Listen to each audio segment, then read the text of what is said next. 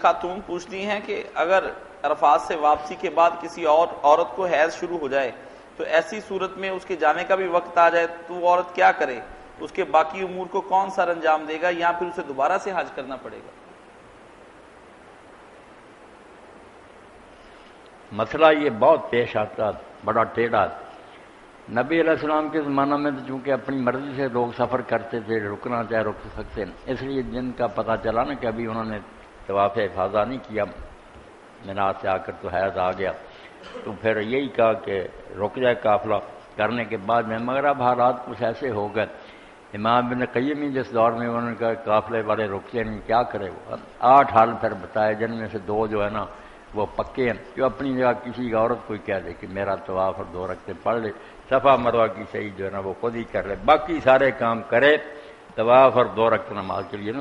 جیسے پورا حج بدل ہو جاتا نا دوسرے کی جگہ، اس کی جگہ صرف یہ بات جو وہ نہیں کر سکتی، طواف اور 2 رکعت کسی کو کہہ دے کہ میری جگہ یہ کر، یعنی نائب بن کر کوئی اس کی کر نائب بن کر کر۔ تو اسی طرح مولانا کوئی خاتون کا نائب بن کر کنکریاں بھی مار سکتی؟ کنکریاں مار سکتے،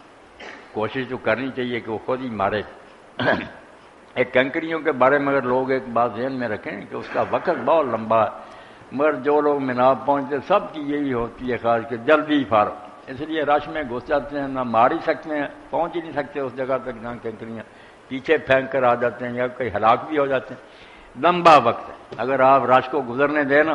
عصر کے بعد جائیں، بلکہ عصر کے بعد بھی نہیں مغرب کے بعد جائیں، تو آپ کو وہاں کوئی نہیں ملے گا، عورتیں بھی دیوار کے ساتھ لگ کے ماریں گے۔ صبر کر لیں ذرا،